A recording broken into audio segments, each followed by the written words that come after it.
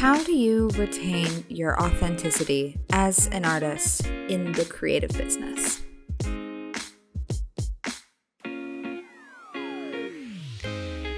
Do you ever wish life had an undo button?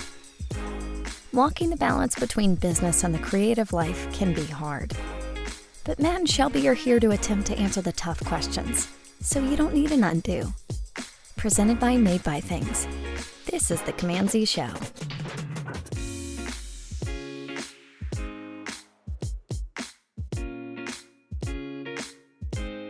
Well, welcome to season 2 of the CMD-Z Show. We've taken a few weeks off. A lot of things have changed over the last month or two, but we wanted to get back to recording. And so one of those changes, so Dylan started a new job, and he's pursuing that right now. And we were going to take a little pause for an indefinite period of time, but I really wanted to try season 2 and be able to talk with a bunch of other people and hear different perspectives on different things. So whenever I say we, introducing Shelby over here, you can introduce yourself here in a second, but yeah, she's helping produce this show, and she's going to be the co-host here. So Shelby, introduce yourself. I'm Shelby Haggerden. I'm based in Sioux Falls, South Dakota, actually. I'm a film producer and writer, and then I'm also a producer at Made by Things. Look at that. I work at Made by Things too. Coincidence? I don't know. Anyway, so yeah, I wanted to kick off this second season with, just having a conversation between me and you, Shelby, and in the following episodes we'll have some guests, some really really good guests that I'm really excited to just chat with. But for now, I don't know if you have a specific question in mind, but you definitely have a topic here. I'm curious, what is the question? Well, I think something that, a lot of creatives struggled with, and something that I definitely struggled with when I was first getting into the industry, is being able to remain authentic and, retaining your voice while still being able to, make your living as a creative. I think it's difficult to find a balance in that. So yeah, I just thought, that might be something fun to discuss here. Let's break this down. I think there's a couple things here. Starting with this idea of being true to yourself as a creative. It's really interesting that you bring that up, because I feel like that's all I do every day. I don't feel like I know how to do it a different way. And it gets weird whenever we start working with like certain brands that are like have these really long, like 200-page brand guidelines.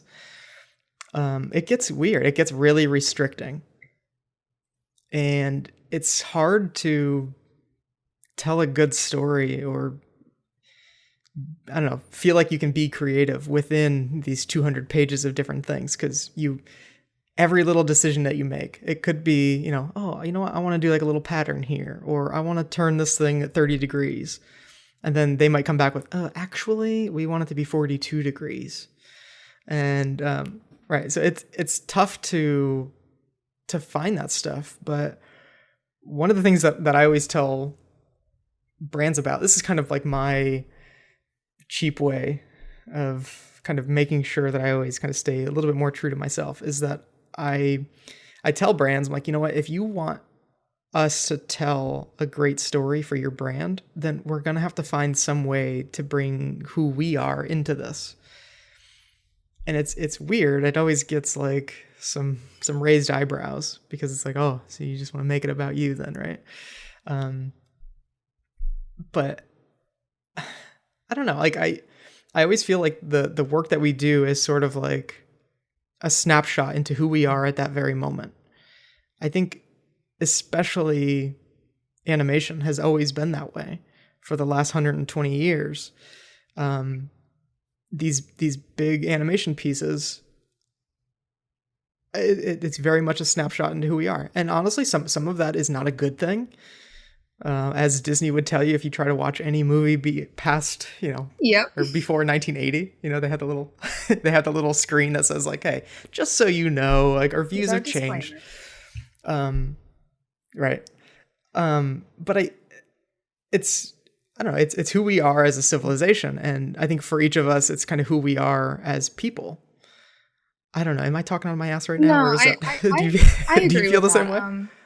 I think it's interesting because I think as creatives, there's so many different ways we can go. Because I worked in agency marketing for a while, and it's a very different animal, especially when you're working very directly with sales, of which, okay, maybe somebody doesn't understand the creative process as much, and trying to be able to articulate that and explain the thoughts behind it and receiving a lot of pushback. I think there's always that thing though where we need to be able to find ourselves within it.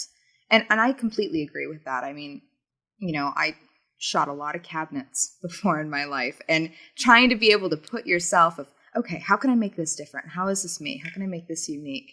What is the color behind this? What is the story? Who would be living in this home, with this cabinet? I think there's a lot to do with it, and being able to find that story within it is incredibly important. I think it can be hard though, too, for creatives to really be able to push themselves and see themselves within a different space. Yeah.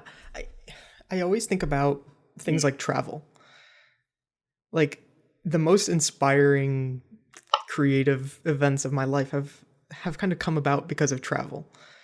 It's this idea of like when you see something new, it forces you to think about it a different way. And when you put yourself into certain scenarios, you now think of, it's sort of like this whole butterfly effect thing, right? Like, oh, because I saw this thing this one time, I now see this thing differently.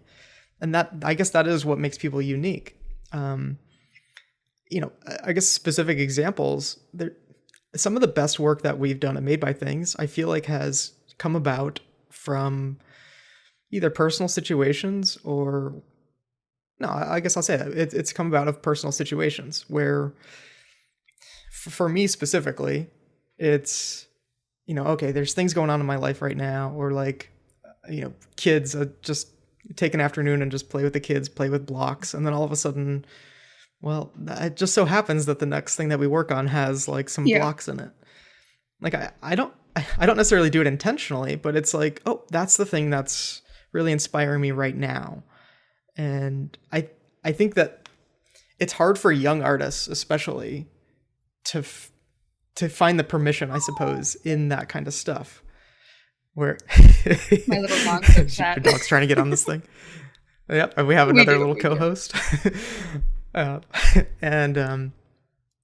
But so for young artists, they feel like they're supposed to be somebody else whenever they do things. And I think as you get a little bit older, maybe it's just the lack of caring, but you just like, you know what? That's not interesting to me right now. I'm going to do something more like this. I would agree with that. Yeah. I think that there's a certain level of maturity within it. And especially once you know what your voice is, and especially once you know, I always have this conversation with creatives of what is your process? Because it's so different for everybody.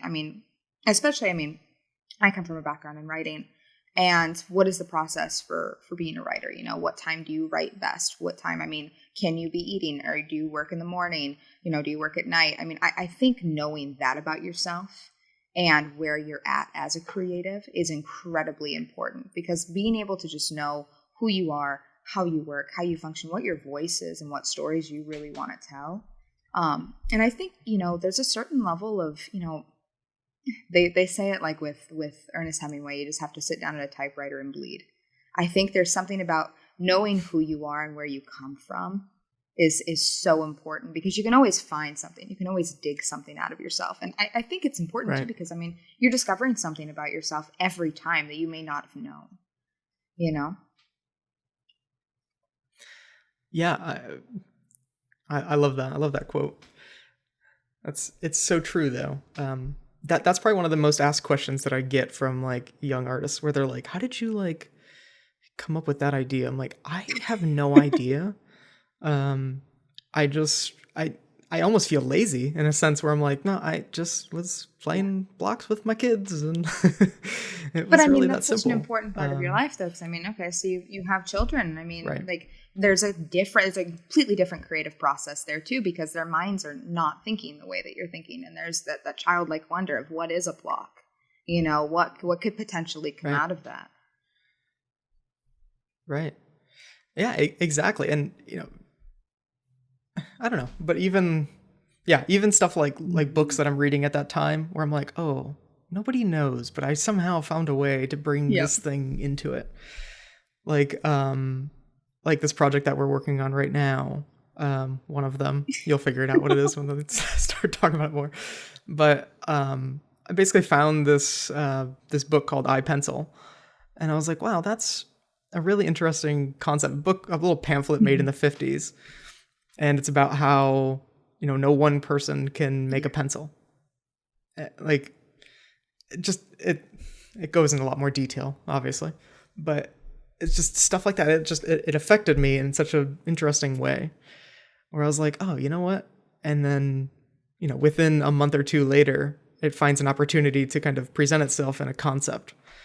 It's like, oh, okay, that's cool. But like that's kind of the cool part about consuming different things, I guess. And you gravitate towards the things that you are interested in, and that ultimately forms your taste.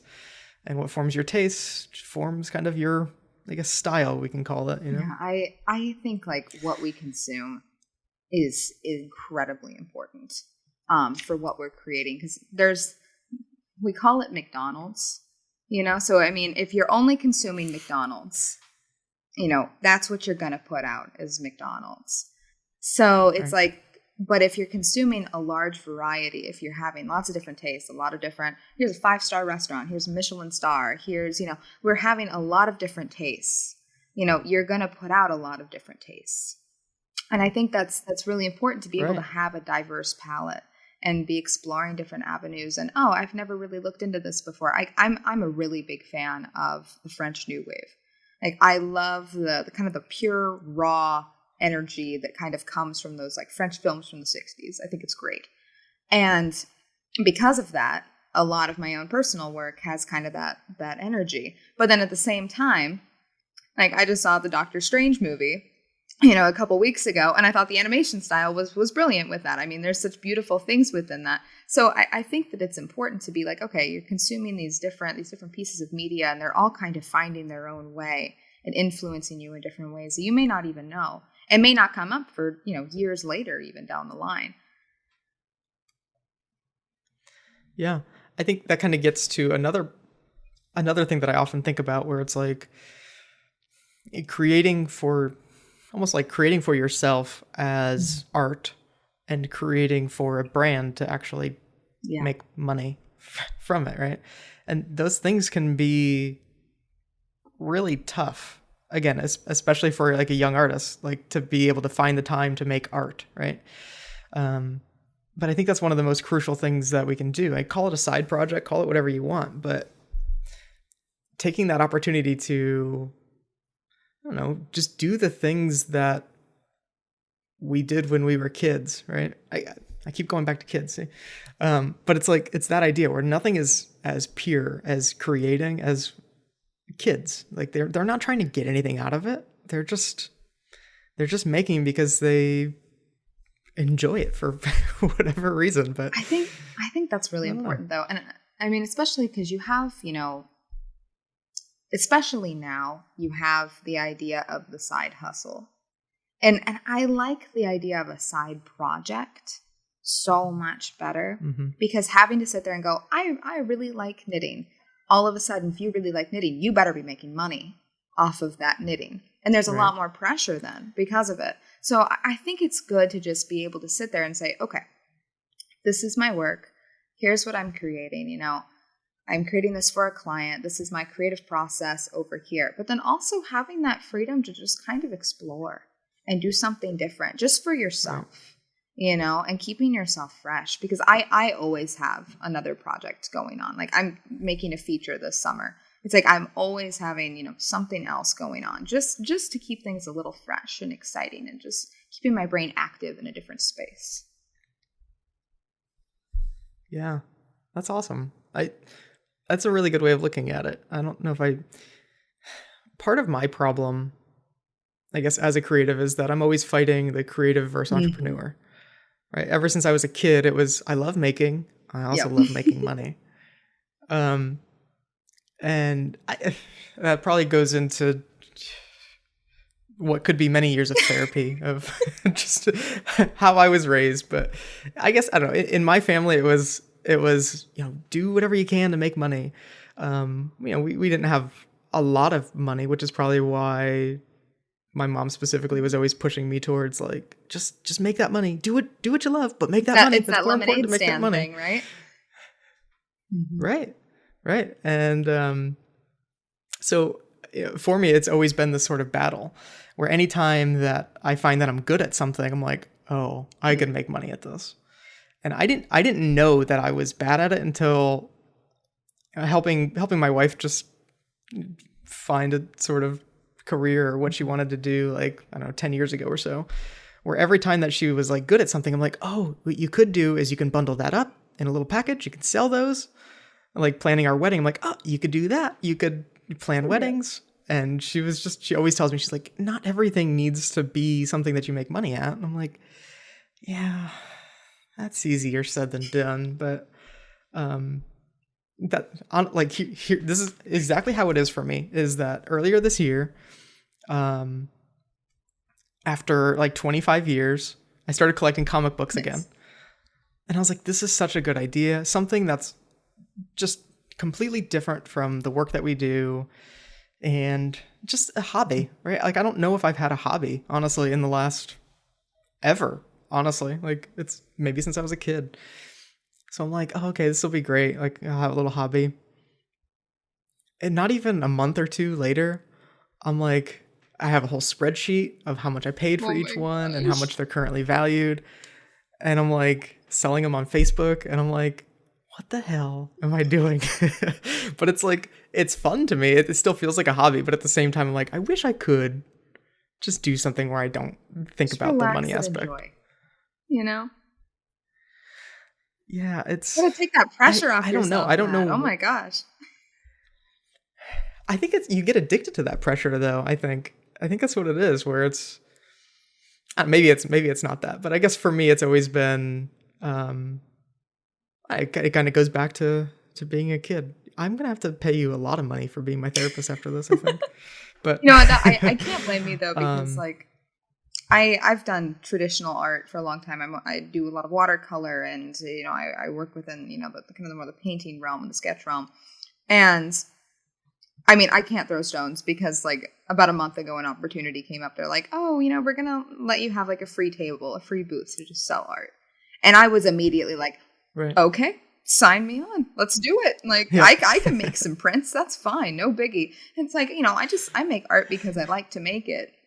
But then the moment that opportunity came up of, you could make a few bucks. It's like, oh, well, it's not bad. Right. It's interesting because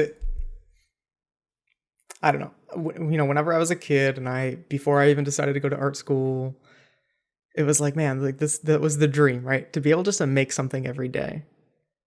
And yeah, it's Friday today, and I'm like, whew, thank God it's Friday, right? Like, it's like, man, I sound almost ungrateful in a way sometimes of what we're able to do, to make money doing these kinds of things. And I think, to me, that's where I just feel bad, I guess, when it comes to those kinds of things. Like, I wish I could feel that same way that I felt when I was, got my first job and got my first paycheck, where I was like, I can't believe it. I feel like I was pulling a fast one on everybody. I was like, they're gonna figure me out. They're gonna take this money away from me. At some point. They'll know. Right. And I don't know. It's been, I want to say, I got my first job in 2009, so about 13 years or so, maybe 14. And I don't know, I still feel that same way. And it's kind of exciting in a way, where it's just like,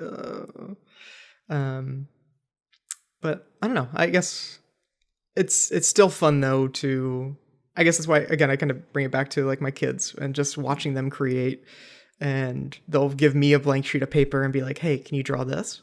Can you draw this? Can you draw this? And I'm like, oh, this is fun.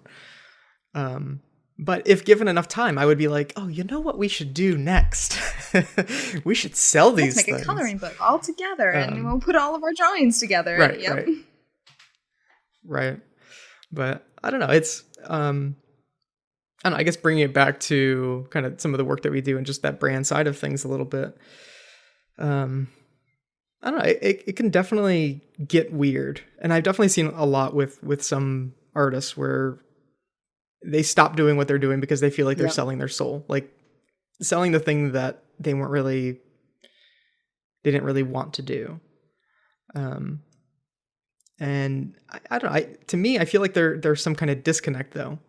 Like if you can find a way to make projects personal, then I guess one, you don't necessarily need a side project.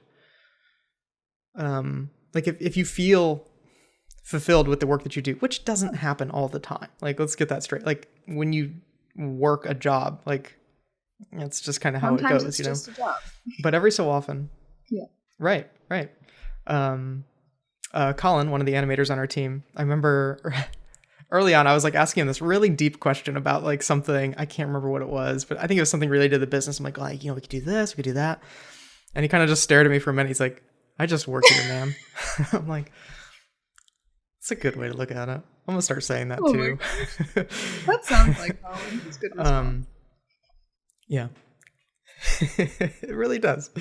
But I don't know. I think it's important to be that way, but also again, just there's nothing more exciting than finding a way to bring in who you are into the projects that you do, whether it's a little Easter egg kind of thing, or whether it's a core story to you. Another example is a project that we did for a company called Provide a couple months ago. And we did a brand film. And for this one right here, so when I was writing that, I was like, they want to do something a little bit more deep and meaningful. Like, I don't know anything about doctors. I'm not a doctor. I've never thought about being a doctor. But I started thinking about like, okay, how do I relate to this? How can I empathize with the doctor, essentially? And what it came down to for me after thinking about it for a while is like, okay, the thing that I have in common with a doctor, when I was a kid, I wanted to be an artist. When doctors are kids, I don't know how many of them, but a lot of kids say that they want to be a doctor. I mean, a lot of kids say that they want to be an artist. A lot of kids say that they want to be an athlete. I was like, it's really those three things, like that all kids basically want to be in some way. I'm like, so there it was for me. I was like, oh, okay. Like if I just rephrase the story, instead of saying artist, I'm saying doctor. Let's tell that story. And that was one of the, I don't know, it's such a personal story to me, but it was for a brand, and nobody would ever suspect that it had anything to do with me personally, right? And I don't know, it can be really tough to find a way to put yourself into projects, but I think it's important to do that. Otherwise, you get that, I don't know, you can easily get burnt out from just doing, giving your gift to somebody else, basically. I've seen that with a lot of creatives, of just they give so much of themselves and then they completely burn themselves out. I mean, I know an editor and an animator where he's given himself so much and he's so burnt out. And I mean, he's constantly working all the time. And he's gotten to such a point of just, I don't know where to go with myself anymore. It's like, trying to be able to step back and find yourself and where you're at and what you're doing, I think is really important. I think that you have to be kind of a reflective person. I think that you need to be able to look back and say, okay, this is where I'm at in my life right now. Am I happy doing this? What do I need to change to make things better? And how can I sit there and say, okay, how can I bring more of myself into what I'm doing, into my projects? And I think that especially for young creatives, because I remember when I first started off, like, graduate college, yay, I'm going to be an artist. This is so cool. And then all of a sudden you start a job and you're like, oh, this is a very different kind of art than what I thought I would be ever doing, and it's a completely different world. And trying to be able to sit there and not lose yourself, I think is very important, especially for young creatives. Yeah, I think the other thing though is that it's inevitable. Like there are seasons where you will feel like you're just doing it all for nothing, and you just lose sight of why you're doing what you're doing. Yeah, it's kind of like Simon Sinek. I'm not sure how familiar you are with him, but like the whole start with why thing, and understanding what your why is in the world. And there's these periods of calibration that need to happen, because if you don't calibrate, then that's whenever you just, I don't know, can definitely be driven mad by doing things that you don't even want to be doing anymore. And for me, one of those periods was when I was working out in Los Angeles. I was so happy that, dream come true. I always said I wanted to work in Los Angeles. I was working on these really big name projects for, things that people were seeing all over the world. I was like, this is it. This is like amazing. But one after another, these projects just kept coming in. And I was like, when does it stop? Like, when am I already did it. I did the goal. Like, what am I doing now? Like, I'm not doing anything different. It's just more. And I don't know. I guess to me, the time that I needed to change something was whenever we had my first son. It was like, okay, well, we're going to do something different, because he's going to force everything to be different anyway. So it was like, to me, it was one of those reflective periods where it's like, what do you really want to do? And for me, it was like, well, I didn't really love the kind of work I was doing. Like, yeah, my name was on things and that was cool, but I didn't love what I was doing. I was like, I feel like anybody could do this kind of stuff. And honestly, anybody could do it better than me as well, like than the stuff that I was doing. You've got some imposter syndrome. So I didn't really. Oh my gosh. For sure. No, it was. But like, it's also being honest with myself. Like I think that I'm a good creative director. I think that I'm a good business owner. I think there are people that are better, for sure. So I have that self-awareness, but I'm okay with that too. I'm okay with, taking 100th place in a race of 500 people. For the most part. I mean, I want to win, obviously, but I'm okay with that. I think that's another thing over time with that maturity, where it's like, you know what, I don't need to win every single time. But so for me, it was like, there's people that are better at this stuff, like a lot of people that are better at it. I'm not uniquely suited to do this thing. So it was like, I wanted to be more on like the design side of things. And I was like, well, I'm gonna just move somewhere else, and that's what I'm gonna do. Like, it was like starting a complete new chapter in my life. And I take that experience that I got there, but I was doing primarily visual effects stuff in Los Angeles, but I was like, no, I want to be more on the design side. So that's basically what I started doing. Like a couple weeks after I came to Columbus, was all right, like that's your new role. So only take on things that do that. And I mean, it certainly helped, right? It definitely lit a fire for me, and I don't know, helped me get that inspiration back, get that motivation back. But over that time, there's definitely been those periods where it's like, I'm doing a lot of this thing that I don't like. I need to adjust. Since then, I think that's a brave thing to do. I think reflecting on where you're at and being willing to make a change is very brave, because it's very hard. Especially, I mean, once you've established yourself in a specific area, and this is what I'm good at, and I like this, and this is kind of my bubble, this is my niche. And stepping beyond that is scary. Especially, I mean, if you're going to go and start something completely new. I mean, creating a business, I mean, that's a lot. And it's frightening. And I think especially being brave enough to say, I'm good at this, but I'm not the best at it, and I could be better at it. Because there's, I know creative, and he's like, well, he says that he doesn't like it when people say that, they know Premiere inside and out, because you never do. And there's always something more to learn. Right. And I don't think that, I would never call myself, oh, I'm an expert at this or I'm an expert at that. It's like, I know what I'm doing. I understand.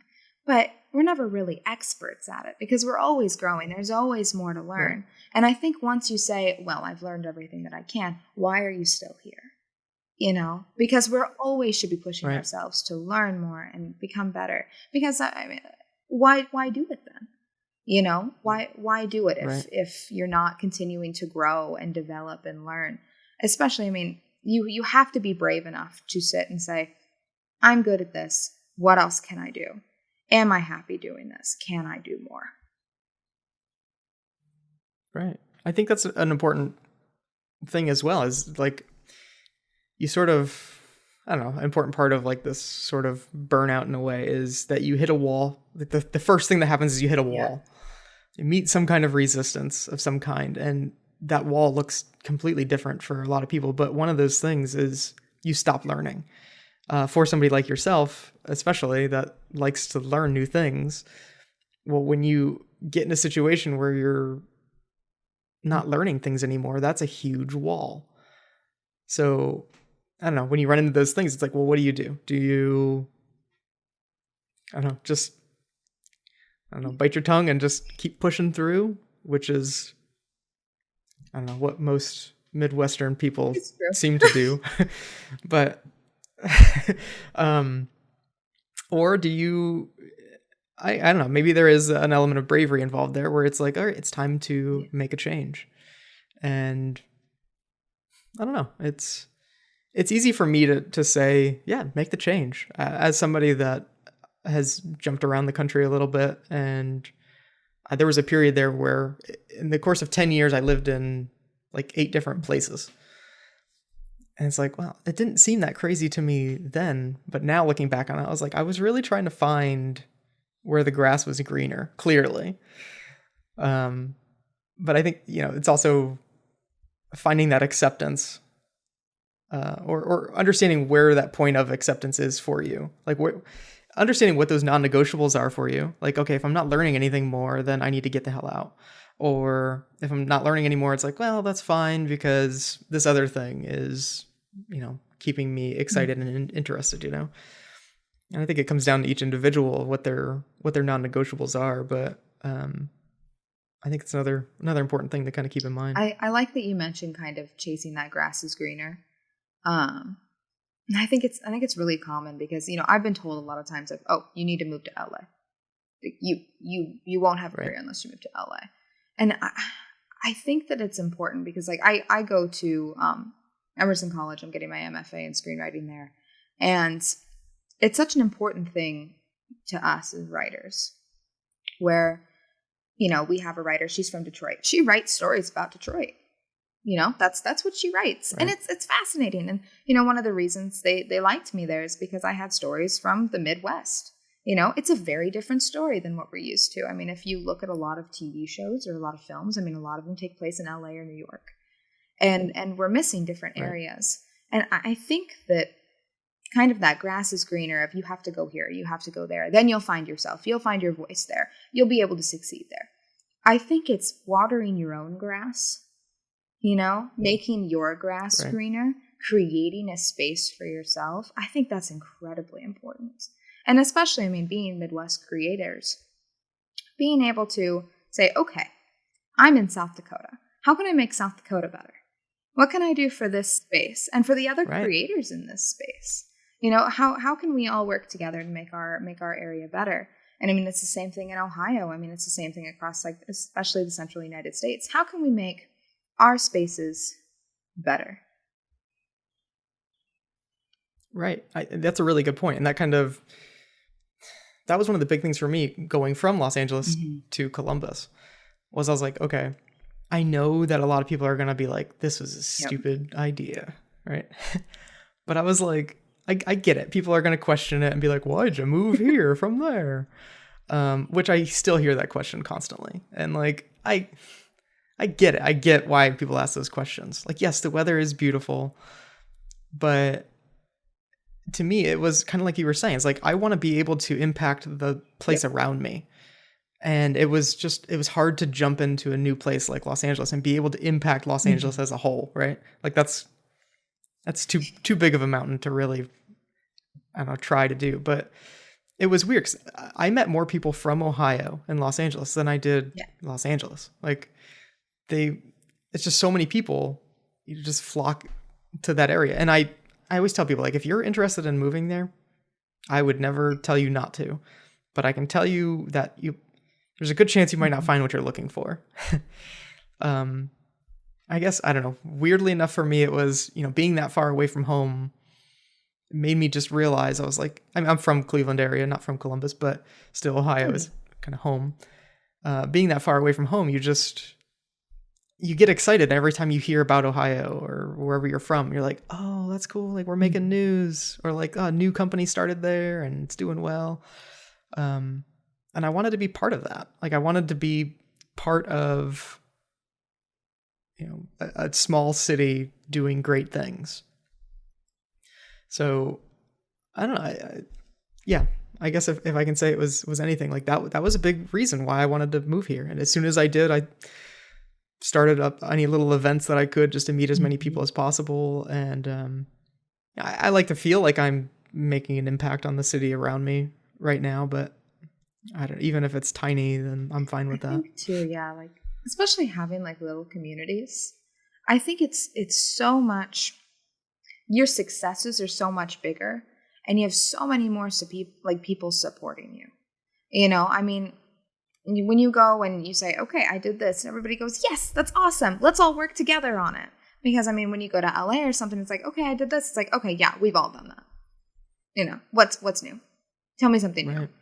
And when you're in those small communities, it's like every win is a good win. And it's a big win for the community. And bringing that to those smaller communities is good. And it gives everybody hope, of, okay, this person's doing it. I'm going to do it. Let's all do this.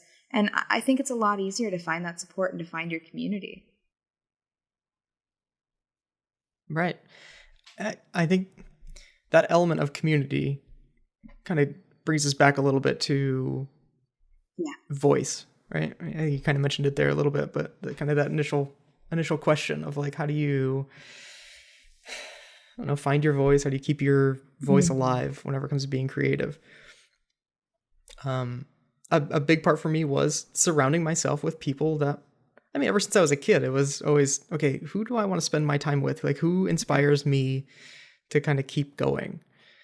And honestly, I didn't have a whole lot of those people around me as a kid. So it was tough. It wasn't until I went to art school where I was like, wow, like I had no idea there were so many people like me in the world. Like, this is crazy. And it was fun. Like, I enjoyed that. And ever since then, it's always been like finding your support system of people that will keep you going.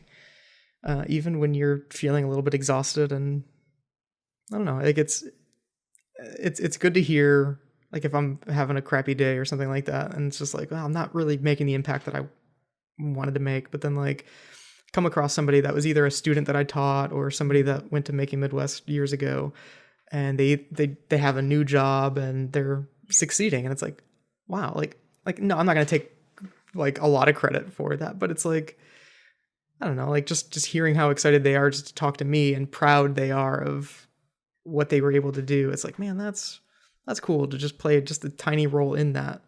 But like, there's so many people like that for me that like, seeing what Dylan is one of those people where, just what he's done in his life and the things that he believes in, like it shapes you for the better. And it's like, that's what you want, is to find those people that can shape you in those ways that you're happy with, the people that give you energy, and try to stay away from the people that take the energy. I completely agree with that. And I think that goes into like burnout too. If you have a community of people that can say, okay, what's wrong? What's the problem? Let's fix it. How can we make this better? Where you're not just, sitting alone in your house going, I'm sad, I don't know what to do about it. And you have other people to help push you. I mean, that was such a thing, like through Emerson, where we have our little, like our writers groups, and, we'll meet up and we'll say, okay, what's everybody working on? Are you happy with what you're working on? How can I help what you're working on? Is there something that I have that could influence it? I mean, and, writer's block, I don't believe in it, but other people do. It's a thing. And, sometimes you lack a little bit of inspiration. Sometimes you hit that roadblock. And I think having people there to say, okay, let's think about this in a completely different way. I mean, having those other perspectives is so crucial to being a good creative, and that collaboration is so important to being able to create something new and something fresh and something new for yourself too. Right. So, that idea of creative block, it's been something that's always interested me, because I feel the same way as you. I'm like, I don't necessarily believe in it. Not in the way that a lot of people seem to talk about it anyway. I had a conversation with my accountant the other day, and he's like, oh, that's really cool that you can be like creative in your job. And I'm like, you are too, I'm sure. And he's like, no, I can't like draw or anything. I'm like, well, that's not really what creativity is, but I'm like, I'll humor you in that. I'm like, you could paint. Like you could get some oil paints, you can get some paintbrushes, you can get a canvas, and you can paint. Like for some reason or another, people think that they can't. And I was like, it's because you're afraid. And I think you thought that was a really weird thing to say to your accountant, but I'm like, you're just afraid of making stuff. Like that's what happens whenever kids get to be adults. They just become more afraid of creating things. There's, I don't know, more afraid of the judgment from others. And when you can, I don't think that fear ever really goes away, but I think you can find a way to recognize it and then create in spite of it, I guess. Yeah. I have such a pet peeve. I hate it when people go, well, I can't draw. I can't do this. I'm not a creative person. It's like art. Okay. I think about it as like, okay, when you're in high school and somebody says, oh, I can't do math. That's a big thing. They go, okay, well, you should be able to do math. You're failing math. But if somebody says, I can't do art, they go, oh, well, that's not your interest area. That's just not what you're good at. And it's like, okay, but art is a skill. Oh, geez. It's something that you're learning. I mean, Van Gogh didn't just come out and say, I'm just great at this. He worked at it. Art is a skill, and you have to be constantly perfecting it, the same way as, you'd be working on your multiplication table. Here's working on shading. Having to be able to, it's a muscle. The brain is something you have to work. Right. And it's your creative muscle. And I think, if you just say, I'm not any good at this, you've given up. And you have to say, okay, maybe I'm not good at this right now, but I could be. I could draw with the right effort and saying, I don't care what people think, I'm just going to start drawing. I mean, I love it when I see people like, in their 50s, 60s, 70s, and they just pick up something new just because they're curious and they want to do something new with it. 100%. That's, I don't know. So as a kid, that was always pretty terrible in school. For me, it was, I had a little bit of, I don't want to call it natural talent. I got a couple of compliments of like my drawing early on, and that gave me confidence. The world to a kid. Yeah. It does, especially for a kid, right? It's just like giving people, I had enough confidence where I felt like what I was doing was good to other people, luckily. And that made me keep going and keep practicing at that thing. But other people, if they make something and somebody's just like, oh yeah, all of a sudden they lose that confidence and then they stop doing that thing over time. But it's weird because I was almost like that with math. I was never, ever good at math. And then like I failed my geometry class in 9th grade. I basically got D's throughout any math course that I ever had in high school. And it wasn't until I went to college where they actually had me start at a much lower level in math. This story is relevant, I promise. They had me start at like the lower level, and I was like, oh my God, like, because I didn't try on my placement test, like now they're having me start at like the lowest level of math to like so low that they wouldn't even count it as college credit. So I had to take this class just to be able to get to the college level class. But that was one of the best things for me because I got to start over from a basic understanding of where I last remember things going. I mean, in college, I got A's in all of my math classes because I was able to kind of rebuild that confidence from scratch. And, you know, because people were there kind of believing that I could do something, I also believed in it myself, I suppose. And yeah, I even still to this day, like I feel like I'm very math oriented with even how I'm creative and things and how I go about creating things. But you're right though, like it's how that works is exactly like art and creativity, design, animation, video, like writing. It's, you know, finding a way to build your confidence. And a lot of times that community that you surround yourself with, that's why you like, I don't know, that's when they give you, when you feel like they give you energy, it's because they're giving you confidence in what you do.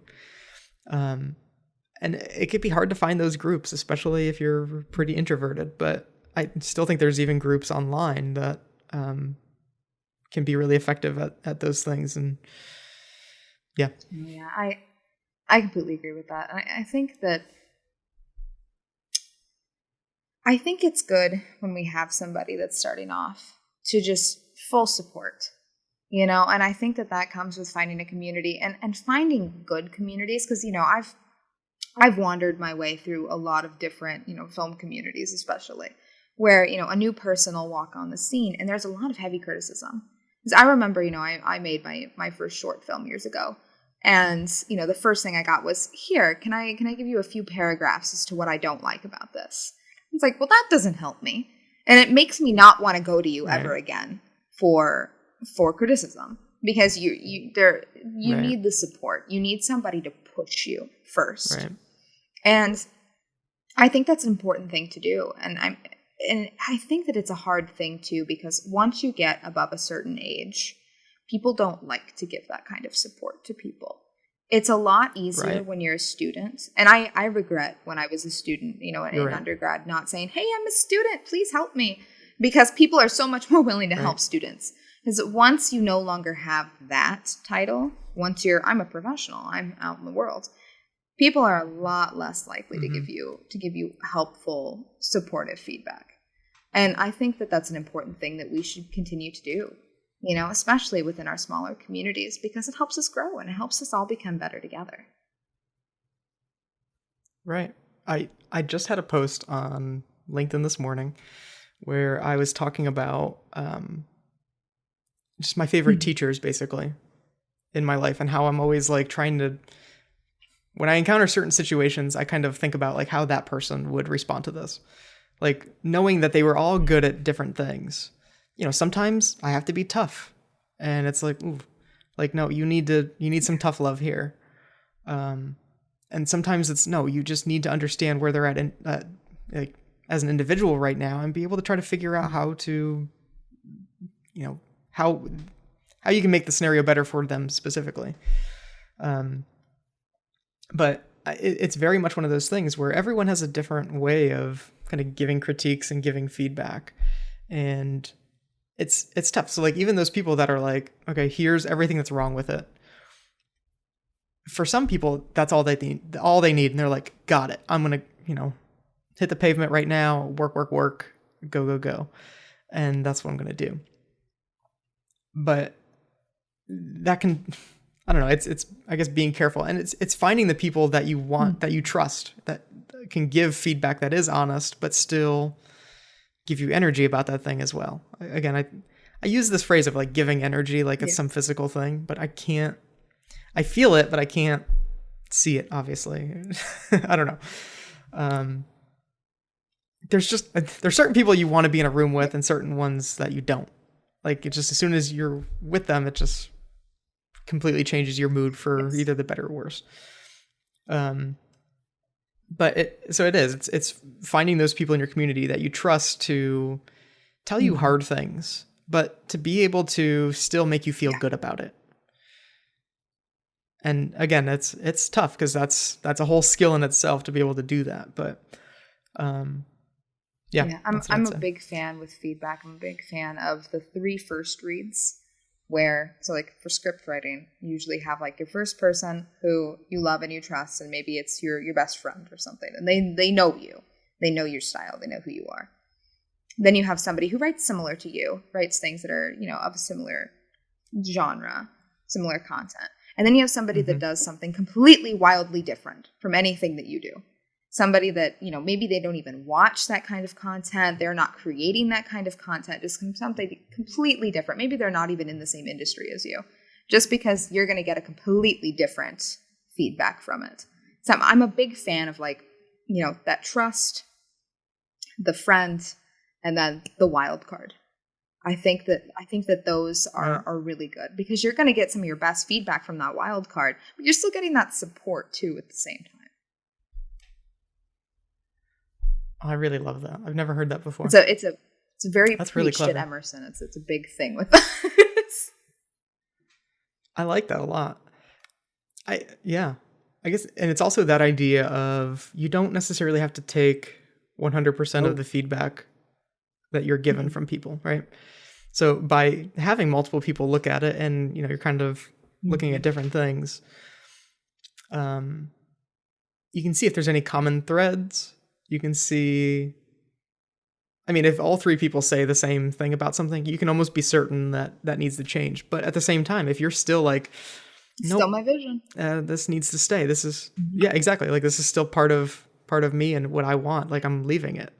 Like, you have that ability to do those things. Obviously, with clients, we don't really have that necessarily that kind of freedom. Like, so one of the things was in that Provide video, I wanted the main character to be named Maddie after my daughter. And at a certain point, they're like, can we change the name to Addie? Because that's the CEO's daughter's name. And I was like, yeah. So close. I know, but like, I wasn't gonna like make it a whole thing with them, so I was like, yeah, we'll just change it.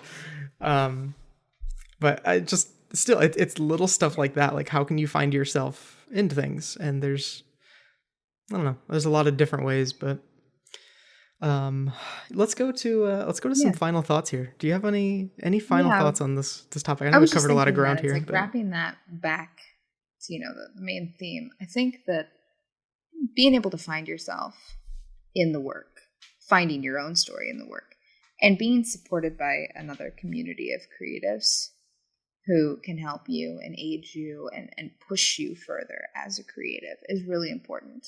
And I think that you can find that balance between, here's my story in the work, here I'm also financially stable as a creative. Being a working artist is hard, but continuing to keep yourself and retaining that authenticity, especially by having communities around you that push you to maintain that authenticity, is really important. And I think that's how you do it, is to surround yourself with good people and have that support. Nice. Love that. I would say, I wanted to say what you said, but you said it way better. So I'm going to say something else altogether. I think it is setting aside those times to reflect, even when things feel good, to be able to reflect, like, why does everything feel like it's flowing really well right now? I think it's worth studying good case studies as well as potentially bad ones. So, taking the time to reflect on those things. One of the things that I do is I'm constantly writing. Nobody ever reads a word of what I write, but call it a diary if you want. But exactly, I call it a journal, and it's trying to analyze those kinds of things of what I'm thinking and what I'm feeling, and separating those things. It's hard to do. I don't know if it's from a male perspective in general. It's just really difficult to do. The men that I surround myself with, it is very difficult to do. I can tell you that much. But it's hard to separate thinking and feeling. And when you are feeling good about things, it's trying to identify what that is and why you feel good about those things. And when it comes to the creative work that you're doing, there's definitely when you're working with a client, there's always going to be times where you just don't like what you do. And that's not really, maybe it sounds bad, but it's not really your problem if you don't love it. But like, if you do a bunch of things in a row, you're spending 6 months in a row working on stuff that you don't like, it's going to turn into a problem whether you want it to or not. Like you just can't ignore it at a certain point, and you will start to feel differently about the things that you're making. So, yeah, I guess it's check in with yourself and keep reflect. a journal. I think it's good. Men, keep journals. Yeah, I think that's a really important thing. Yeah, I think it's so much more. It's a lot easier as a woman to be able to like reflect on things and sit in your feelings. And I think it's good for men to do it. Agree. All right. Well, that's all we have. Hope you enjoyed this first episode of season 2. Like I said, we got a lot of good things planned in the next couple of months, and yeah, Shelby, it's good to have you on board. Looking forward to have you helping give really difficult interviews to some of these guests. This hard-hitting journalism. Gotcha stories I'm sure you're gonna have, or gotcha questions and stuff. Anyway, all right, that's all I got. Love you, bye. The CMD-Z show is created by Made by Things, and if you have a question you would like us to discuss, you can send a message at cmdz.show. And if you like what you hear, leave a review. We'll see you next week with a brand new show.